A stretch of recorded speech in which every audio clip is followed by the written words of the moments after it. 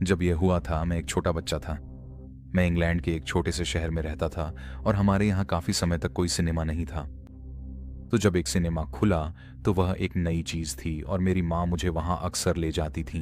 अब चीज़ें अलग हैं और सिनेमा का विस्तार हो चुका है, लेकिन तब वहाँ 5 स्क्रीन थीं, 3 बड़ी स्क्रीन थीं और फिर 2 छोटी स्क्रीन जो इमारत के अंत की ओर और एक लंबे गलियारे के नीचे थीं। और फिर वहाँ से एक पतला गलियारा निकलता था जो पुरुषों और महिलाओं के 2 बाथरूम तक जाता था। मुझे याद नहीं कि हम कौन सी फिल्म देखने गए थे, लेकिन ये फिल्म शुरू होने से पहले की बात है। मुझे बाथरूम जाना था, लेकिन मेरे पास एक ड्रिंक और पॉपकॉर्न था और मैं उन्हें अपने साथ बाथरूम में नहीं ले जाना चाहता था। माँ सिनेमा में काम करने वाली अपनी एक दोस्त से बात कर रही थी, तो मैं बस बाथरूम की ओर जाने वाले गलियारे की शुरुआत में खड़ा था, बेसब्री से इंतजार कर रहा था। साफ कर दूं, मैं यहाँ शायद 7 साल का था, तो बाथरूम के बाहर घूमना मुझे अजीब नहीं बनाता था। मैं वहां माँ का इंतजार करते हुए पॉपकॉर्न खा रहा था, तभी मैंने उसे देखा। एक लंबा सा आदमी जिसने वैक्स वाली लंबी रेनकोट पहनी थी। पता नहीं ये अमेरिका में चलते हैं या नहीं, पर बचपन में हमारे यहाँ इन्हें यप्पी कोट्स कहते थे। बहुत गहरे हरे रंग के लंबे रेनकोट जो मोटे कैनवास के कपड़े से बने होते थे। मुझे लगता है कि शुरू में अमीर लोग इन्हें पहनते थे, लेकिन अब ये बस आम बाहरी कोट बन गए थे। तो ये आदमी वही पहने हुए था और उसके बाल थोड़े लंबे थे। वह शायद 50 या उससे ज्यादा उम्र का लग रहा था। और अब मैं यहाँ फिर से दोहरा दूंगा, ये 90 के दशक की बात है, तो यह उस समय से पहले था जब जेंडर फ्लूइडिटी और नॉन बाइनरी पहचानें लोकप्रिय हुई थीं, वगैरह वगैरह। अगर आप ट्रांस थे तो अक्सर जेंडर अफर्मिंग ट्रीटमेंट के लिए ज़रूरी होता था कि आप उसी जेंडर के हिसाब से कपड़े पहने जैसा आप बनना चाहते थे। ये मेरे शब्द नहीं हैं, मैं बस समझाने की कोशिश कर रहा हूं। अब बात यह है कि ये एक आदमी था। वह खुद को किसी और रूप में दिखाने की कोई कोशिश नहीं कर रहा था, बस एक आदमी की तरह ही दिख रहा था। और वह सीधे बाथरूम के गलियारे से होते हुए महिलाओं के टॉयलेट में चला गया। मुझे महसूस हुआ कि इसमें कुछ बहुत गलत है, इसलिए मैं दरवाजे को देखती रही और शुक्र है कि कुछ ही सेकंड बाद माँ वहां आ गईं। मैंने उन्हें बताया कि मैंने क्या देखा था और वह तुरंत एक सिनेमा कर्मचारी को बुलाने चली गईं। इस दौरान मैं अपनी जगह से हिली नहीं और गलियारे की ओर देखती रही। अगर वह आदमी महिलाओं के टॉयलेट से बाहर निकलता तो मैं उसे देख लेती। तो माँ एक महिला सिनेमा कर्मचारी के साथ वापस आईं जो बाथरूम के अंदर गईं और कुछ मिनट बाद बाहर आईं, मुझे अजीब नजरों से देखती हुई। वहां कोई लंबा चौड़ा भारी भरकम आदमी रेनकोट में नहीं था। असल में बाथरूम में कोई भी नहीं था, वह पूरी तरह से खाली था। उसने मुझसे पूछा कि क्या शायद मैंने गलती की है और वह आदमी पुरुषों के टॉयलेट में चला गया हो। मैंने मना कर दिया। उसने जेंट्स टॉयलेट खटखटाकर अंदर आवाज लगाई और जवाब न मिलने पर दरवाजा खोला तो वह भी खाली था। उसने पूछा क्या वह आदमी निकल गया होगा, पर मैंने यकीन दिलाया कि ऐसा नहीं हुआ। यह पूरी तरह बिल्कुल असंभव था और मैं सच कह रही थी। मुझे नहीं पता उस दिन क्या हुआ था, बस इतना जानती हूं कि मैंने पक्का एक आदमी को लेडीज बाथरूम में जाते देखा, पर जब कोई अंदर गया तो वह खाली था। मुझे यकीन है कि वह बाहर नहीं निकला और न ही बगल वाले बाथरूम में गया। मैं बहुत ध्यान से देख रही थी क्योंकि पूरी घटना ने मुझे वाकई डरा दिया था। हालांकि जो मैं जानती हूं वह यह है कि कुछ साल बाद सिनेमा की छत का एक हिस्सा गिर गया जब लोग एक स्क्रीन में फिल्म देख रहे थे। शुक्र है किसी को चोट नहीं आई, लेकिन बाद में पता चला कि इमारत के ऊपर काफी बड़ी जगह थी जो लगभग पूरे क्षेत्र में फैली हुई थी और वह शायद ठीक से बनी नहीं थी क्योंकि आखिरकार वह गिर गई। मुझे याद है कि मैंने एक बड़ा डरावना दिखने वाला आदमी उस बाथरूम में जाते हुए देखा था और मुझे पता है कि वह फिर गायब हो गया। मेरा अनुमान है कि उसे किसी तरह पता था कि छत के वेंट से क्रॉलर स्पेस में कैसे जाना है और फिर वह वहां चला गया और कुछ किया। क्या और क्यों ये मुझे नहीं पता। या तो यही है या फिर मेरा स्थानीय सिनेमा जो आज भी वही है, हालांकि अब वह पूरी तरह से नवीनीकृत और बेहतर गुणवत्ता वाला है, जिसकी छत भी ठीक कर दी गई है। वहां बाथरूम के आसपास घूमने वाले एक बड़े आदमी के भूत से प्रेतवाधित है। और सच कहूं तो मुझे नहीं पता कि मुझे कौन सी थ्योरी ज्यादा पसंद है। उसका नाम शॉन था और मैं उससे टिंडर पर मिली थी। मैं यह नहीं कहूंगी कि पहली नजर में ही प्यार हो गया था। उसे मुझे मनाने में थोड़ा समय लगा, मुझे डेट के लिए हाँ करवाने में। वो सच में मेरा टाइप नहीं था, ऐसा लगता था जैसे उसे खुद से बहुत प्यार है। लंबा और गठीला लड़का था। मुझे आमतौर पर थोड़े गोल मटोल लड़के पसंद आते हैं जो, खैर, मुझे यकीन है कि आपको इसमें कोई दिलचस्पी नहीं होगी, लेकिन मुझ पर भरोसा करो दोस्तों, ऐसी महिलाएं जो आम लड़कों को पसंद करती हैं वे भी बाहर हैं। और शॉन ने मुझे अपने सेंस ऑफ ह्यूमर, अपनी मीठी बातों और अपनी जबरदस्त गीकीनेस से जीत लिया। मैं बड़ी मार्वल फैन हूं, या यूं कहें उस समय थी, और मैं जब भी मुमकिन होता थिएटर में ओपनिंग वीकेंड पर सारी फिल्में देखने जाती थी। मुझे हॉरर फिल्में भी बहुत पसंद थीं, खासकर कंज्यूरिंग यूनिवर्स। तो शॉन ने आखिरकार मुझे अपने साथ द नन देखने के लिए बुलाकर मना लिया। वैसे भी फिल्मों में जाना पहली डेट के लिए काफ़ी आसान जगह है। अगर डेट खराब जा रही हो तो आप बस अपनी सीट पर थोड़ा खिसक सकते हैं और फिल्म के दौरान दूसरे व्यक्ति को नज़रअंदाज कर सकते हैं। उसने मुझे पास के एक स्टारबक्स से पिक किया। लोगों, कभी भी किसी रैंडम टिंडर डेट को अपना पता मत दीजिए। और फिर हम थिएटर की ओर निकल पड़े। और सच कहूँ तो वह बहुत अच्छा था, वाकई बहुत आकर्षक, मज़ेदार और आमतौर पर अच्छा समय बिताने वाला। उसे फिल्मों की भी अच्छी जानकारी थी। एक प्यारे से अंदाज में नर्ड, मतलब सीधा कहें तो वह नर्ड ही है। अब एक समस्या यह थी कि वह द नन फिल्म की संभावनाओं को लेकर काफ़ी निराशावादी था। इस बात का श्रेय मैं उसे दूंगा, आखिरकार वह सही साबित हुआ। यार, वह फिल्म तो बहुत बेकार थी, और सीक्वल की तो बात ही मत करो, लेकिन फिलहाल बात उस पर नहीं है। सीन को पूरा यकीन था कि पहली फिल्म बेकार ही होगी, भले ही हम ओपनिंग नाइट पर जा रहे थे, और वह मुझे यह वादा कर रहा था कि उसके पास कोई ऐसी चीज़ है जिससे यह अनुभव और भी यादगार हो जाएगा, कोट अनकोट। खैर, मैंने सोचा लो अब शुरू हो गया। वह यह सुनिश्चित करेगा कि हमें पिछली कतार में सीटें मिलें, और मुझे पूरी शाम उसके किस करने की कोशिशों और छेड़छाड़ से बचना पड़ेगा। फिर भी कम से कम पहली बात से मैं ज्यादा हतोत्साहित नहीं था। काश सीन ने बस यही प्लान किया होता। हमने अपने टिकट लिए, थोड़ा पॉपकॉर्न लिया और यहां तक कि एक हॉट डॉग भी खरीदा। हालांकि सीन ने ड्रिंक खरीदने के विचार का विरोध किया।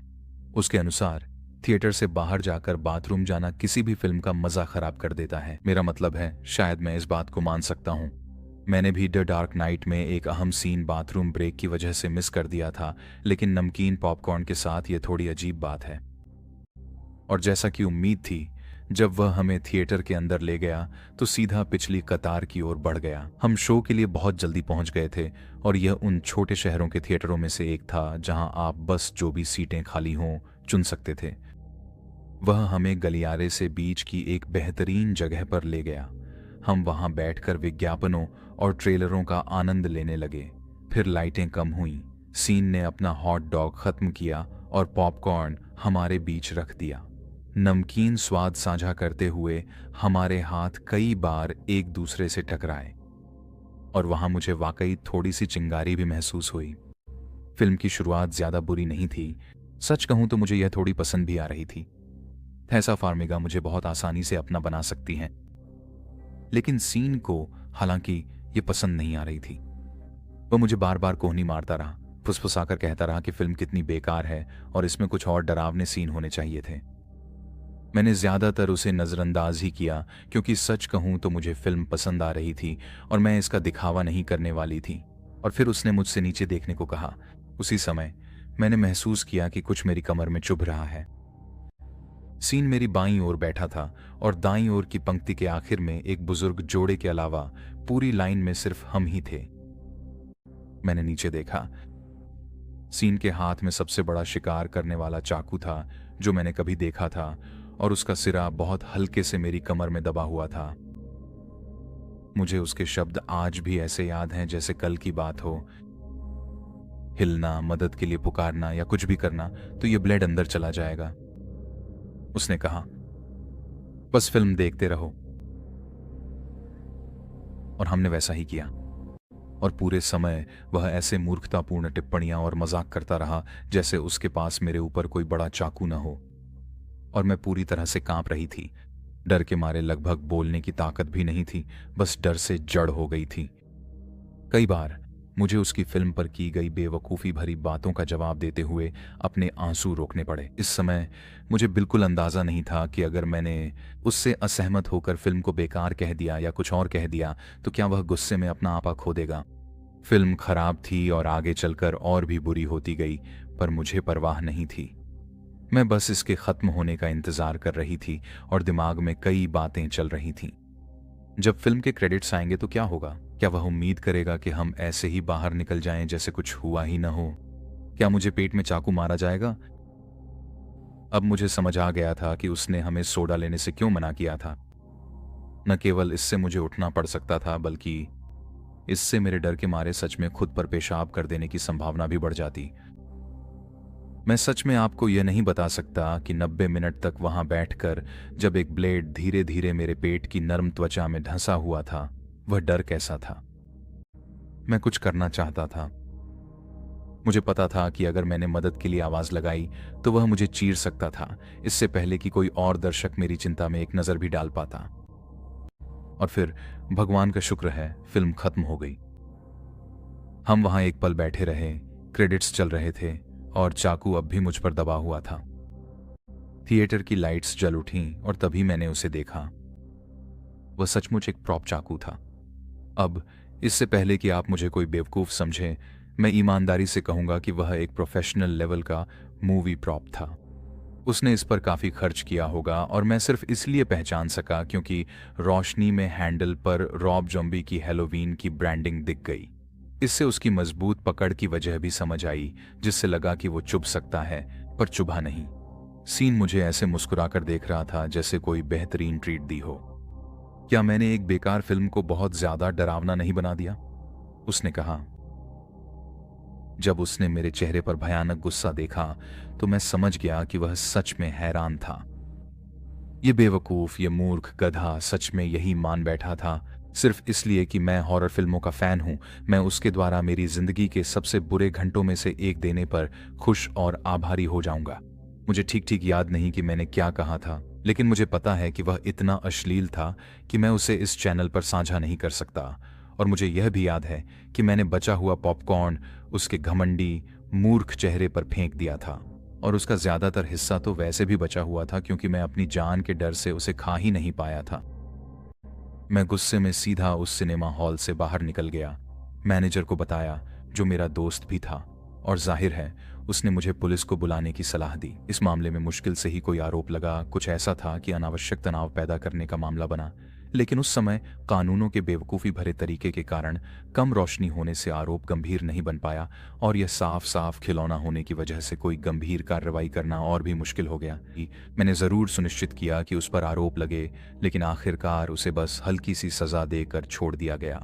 शुक्र है एक बहुत ही सहानुभूति रखने वाले जज ने मुझे एक रेस्ट्रेनिंग ऑर्डर दे दिया। हालांकि मुझे नहीं लगता कि मुझे कभी फिर से सीन से कोई खतरा था, और उसकी नज़रों में मैं वही पागल हिस्टेरिकल औरत थी जो असली हॉरर फैन होने को संभाल नहीं पाई, सिर्फ इसलिए क्योंकि मुझे यह पसंद नहीं था कि मुझे उस फिल्म की पूरी अवधि यह सोचते हुए बितानी पड़ी कि कहीं मुझे चाकू मारकर मार न दिया जाए। तो सीन, तुम्हें मेरी तरफ से धिक्कार है। मैं दुआ करती हूं कि एनाबेल की वह भूतिया गुड़िया तुम्हें तुम्हारी नींद में खा जाए। तो कुछ साल पहले मैं अपने शहर के एक स्थानीय काफी बड़े थिएटर में क्लीनर के तौर पर काम करता था।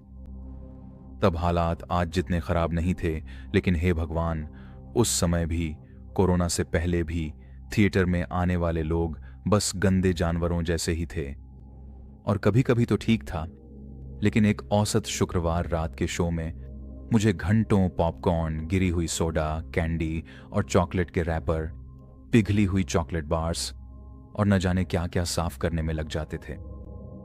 और कभी कभी तो ऐसी चीजें भी होती थीं जो हम बेचते ही नहीं थे। एक बार मुझे एक सीट मिली जो एक पूरी बिना छुई हुई बोलोगना सैंडविच से चिपकी हुई थी, और मैं कसम खाता हूं मैंने थिएटर में लोगों को फिल्म देखने जाते देखा है, और जितना खाना वे अपने साथ लाते थे उससे कहीं ज्यादा मुझे साफ करना पड़ता था। और ये तो अच्छे दिन थे। तुम्हें तो पता भी नहीं है क्या, जितनी घिनौनी अनकही चीजें मुझे रबर के दस्ताने, सख्त ब्रश और इंडस्ट्रियल डिटर्जेंट की मदद से साफ करनी पड़ी, उसका अंदाजा भी नहीं है। बस इतना कह दूं, लोग वाकई घिनौने होते हैं यार। शायद शुरू में मुझे झटका लगा था क्योंकि मेरी माँ ने मुझे अच्छे से पाला था और सिखाया था कि अपनी गंदगी खुद साफ करो। और हम गरीब भी थे, मैं, मेरी माँ और मेरा छोटा भाई टायरल। तो अगर मैंने एक हॉट डॉग खरीदी तो मैं उसे जरूर खाऊंगा, न कि बस उसे कप होल्डर में दबा दूंगा। अब चाहे आप माने या ना माने, दूसरों की घिनौनी सफाई और स्वच्छता इस डरावनी कहानी का असली मुद्दा नहीं है। ये उस एक रात की बात है जब मैं बहुत देर तक काम कर रहा था। मुझे लगता है वो हेरिडिटरी की मिडनाइट शोइंग थी। हमारे थिएटर में मिडनाइट शोइंग का मतलब था कि फिल्म के आधे रास्ते में ही रात के 12 बज जाते थे, तो जब तक फिल्म खत्म होती और सब लोग बाहर निकल जाते, मैं वहां सफाई करने के लिए मौजूद रहता था। करीब 2 बजे रात का समय था। शुक्र है ऐसा नहीं लग रहा था कि बहुत ज्यादा अव्यवस्था है। मैं अपने काम में लग गया। कचरे का बैग, मेरी छोटी ग्रैबी क्लॉ और पहियों वाली बाल्टी जिसमें आमतौर पर इस्तेमाल होने वाले उपकरण थे। और फिल्म खत्म होने के बाद मूवी थिएटर में लाइट्स जला दी जाती हैं, है ना? हमारे थिएटर में मिडनाइट शो के बाद हल्की रोशनी रहती थी। शायद वे इतनी कंजूसी करते थे कि सफाई वाली लड़की को पूरी रोशनी भी नहीं देते थे, कौन जाने। लेकिन मुझे इससे कोई दिक्कत नहीं थी। मैंने फिल्म का आखिरी हिस्सा देखा था और उसने मुझे थोड़ा डरा दिया था, तो मैं आधी रोशनी वाले मूवी थिएटर के माहौल का मजा लेते हुए सफाई कर रही थी। तभी मेरी नजर अचानक किसी हरकत पर पड़ी। कुछ ऐसा जो सामने की ओर एक पंक्ति से दूसरी तरफ गलियारे में फुर्ती से सरकता हुआ सा था। मैं इसे मकड़ी जैसा कह रहा हूं, लेकिन इसका आकार इंसान जितना था, जैसे कोई बहुत तेजी से रेंगता हुआ रोसी की एक तरफ से दूसरी तरफ चला गया हो। अरे वहां कोई है क्या? मैंने आवाज लगाई। ऊपर वाले भगवान से दुआ कर रहा था कि कोई जवाब न मिले, और जाहिर है कोई जवाब नहीं आया। शायद वो मेरी कल्पना ही रही होगी, मैंने सोचा, और फिर वापस सफाई करने लगा। और फिर इसमें कोई गलती नहीं थी। ई गलियारे के पास से सरसराहट की आवाज आई, पॉपकॉर्न के पैरों के नीचे दबने की आवाज, और मैं उस आवाज को कहीं भी पहचान सकता हूं। अब मैं सोचने लगा, मुझे आखिर करना क्या चाहिए। मुझे बिल्कुल अंदाजा नहीं था कि इतनी रात को उस थिएटर में कौन बचा है, और जितना मुझे पता था वहां बस मैं और हमारा बूढ़ा मैनेजर ही थे। मैंने थिएटर के उस पार से एक आवाज सुनी। अंधेरे में पहचानना मुश्किल था, लेकिन ऐसा लग रहा था जैसे किसी ने कमरे के पार एक सोडा कप फेंका हो। फिर जब मेरी नजर उस दिशा में थी, तो एक परछाई स्क्रीन के सामने वाली सीटों के पास से फुर्ती से गुजर गई। और भी पॉपकॉर्न के दबने की आवाजें आईं, और फिर अचानक सन्नाटा छा गया। मैं जितना धीरे हो सकता था उतना धीरे धीरे बाहर के दरवाजे की ओर रेंगने लगा, और एक पल के लिए मुझे लगा कि मैंने खुद को फंसा लिया है। जब मेरा जूता किसी चिपचिपे सोडा के फैलाव में फंस गया और मैंने चादर को पकड़कर थोड़ा हिला दिया, वहां सन्नाटा था और मैं लगभग बाहर के दरवाजे तक पहुंच गया था। और फिर मैंने कमरे के निचले हिस्से में और भी सरसराहट की आवाजें सुनी। मैं बिल्कुल शांत खड़ा रहा, इंतजार करता रहा। ऐसे दिखा रहा था जैसे मैं जा चुका हूं। एक आकृति गलियारे के साथ रेंगती हुई आई, और इस बार मैंने उन्हें बहुत साफ देखा। वो एक इंसान था, एक दुबला पतला कुपोषित सा दिखने वाला इंसान जो खुद को कमांडो स्टाइल में गलियारे के पार घसीट रहा था। ओह बिल्कुल नहीं, बिल्कुल भी नहीं। मैं इसके लिए यहां रुकने वाला नहीं था। मैं बस धीरे धीरे पीछे हटने वाला हूं। मैंने अंधेरे में आवाज लगाई, लेकिन एक आवाज ने जवाब दिया। मुझे बिल्कुल नहीं पता उसने क्या कहा। वो ऐसी भाषा में था जिसे मैं सच में पहचान भी नहीं पाया, और वो आवाज डरावनी नहीं लग रही थी, बल्कि लगभग डरी हुई सी थी। मैंने फिर से आवाज लगाई, पूछा कि क्या वो इंसान ठीक है, लेकिन कोई जवाब नहीं मिला। लेकिन मैं उन्हें इधर उधर घूमते हुए सुन सकता था, और ऐसा लग रहा था जैसे वे मेरे करीब आ रहे हैं, और मुझे यह बिल्कुल पसंद नहीं आया। मेरा प्लान था कि मैं यहां से निकल जाऊं और पुलिस को बुलाऊं, लेकिन तभी वह आकृति, वह इंसान पूरी तरह से सीटों के ऊपर से कूद गया। अगले गलियारे के ऊपर से भी छलांग लगाते हुए सीधे मेरी तरफ आ गया। वो कुछ चिल्ला रहे थे, कुछ ऐसा जिसे मैं समझ नहीं पा रहा था, लेकिन अब उनकी आवाज डरी हुई नहीं लग रही थी। मैं एक तरह से जड़ हो गया, समझ नहीं पा रहा था कि किस दिशा में जाऊं। राइट मुझे गलियारे तक ले जाता और मुझे थिएटर से बाहर निकलने देता, लेकिन आधे अंधेरे में ये आकृति मेरी तरफ दौड़ती हुई, कुर्सियों के ऊपर से कूदती हुई आ रही थी। उस वक्त मैं ठीक से सोच नहीं पा रहा था। जब वह बस एक गलियारे की दूरी पर थी, तो मैंने देखा कि वह कोई काकेशियन लड़की थी जो किशोरी लग रही थी। उसके बाल छोटे और गंदे सुनहरे रंग के थे, उसका चेहरा भी गंदा था, और उसके मुंह के चारों ओर केचप और मस्टर्ड लगा हुआ था। यह जवान गोरी लड़की थिएटर की जमीन पर रेंगती हुई वहां पड़े गंदे बचे खुचे खाने को खा रही थी। यह अजीब है कि मुश्किल वक्त में आपका दिमाग कैसे काम करता है। मेरा पहला ख्याल इस भूखी कुपोषित किशोरी के लिए दया का था, और जैसा कि मैंने कहा, मैं भी गरीबी में पला बड़ा हूं, इसलिए मुझे सहानुभूति हुई।